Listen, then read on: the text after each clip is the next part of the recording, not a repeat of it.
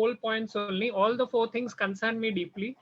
The reason being they affect what is the quality of life and independence of the older person.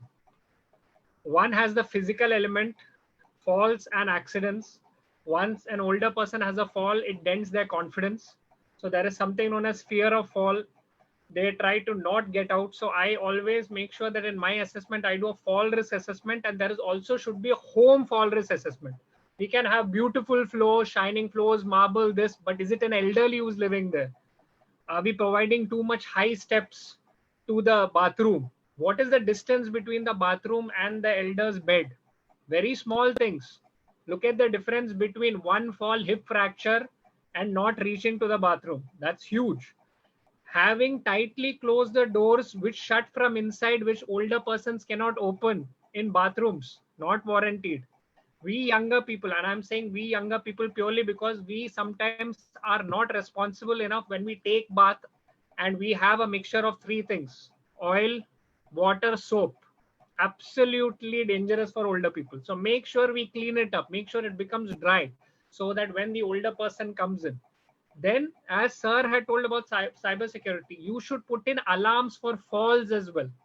Whether it's a sensor alarm, whether you know they are on the bed or not, if they are dependent, if they are going to be living alone, where they can, when you can see, small things will increase their confidence.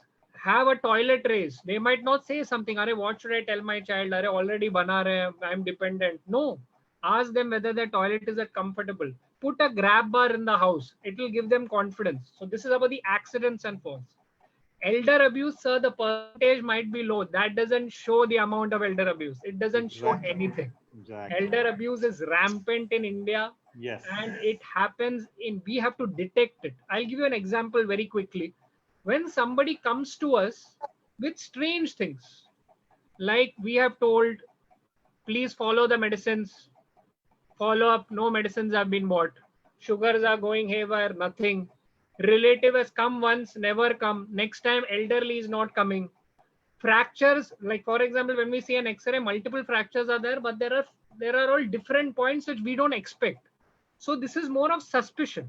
Now the problem is why it does not come out. I'll come from the elder's perspective. The older person thinks, oh, is it they? Who are they been abused by? Unfortunately, it's maximum times family members. Emotional abuse, not picking phone calls forever. Picking phone calls when it is, अरे वो bill का problem हो रहा है, आपका sign चाहिए पापा, bank का ये. So that is abuse. So financial, as you said about digital theft, a lot of kin do it. That is the problem because they know there is a vulnerable older person, whatever their mindset. So that is there. So ultimately, elder abuse is not highlighted much. An older person psychology is, should I complain about my own child? What will the society say? Got it. I mean, this is the way I have brought them up. These are the things they think. It's not because of their bringing up. As you know, as you all experienced people know, it's what we see, what we learn. It's not necessarily what we have been taught. So these two things, I think falls and elder abuse are not concentrated much upon, purely because there is no prevention of falls. I mean, there is no treatment of falls. There is no treatment of elder abuse, because they go into say you have to prevent it.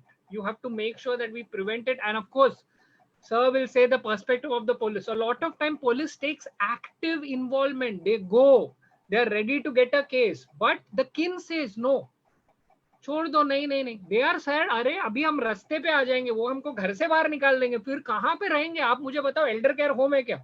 So if we have facilities like that, then we can talk about it. So that is another thing. So as I'm saying, so these are the pointers. Always, as even the financial point, I mean, I'm not an expert, and I like to tell you, concentrate on yourself.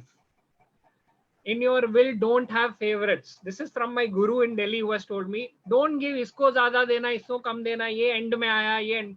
They will be fighting the entire life after you're gone. This is what you want to see from heaven. I don't think you want to see that. So these small things matter. And as a geriatrician, why I'm highlighting it is, even if it is non-medical, it affects the health of an older person. If I don't concentrate on the social part, I can't treat an older person. It's as simple as that, because health is a state of physical, mental, and social well-being. So that's how we encompass geriatrics, and that's how we should look at an older person.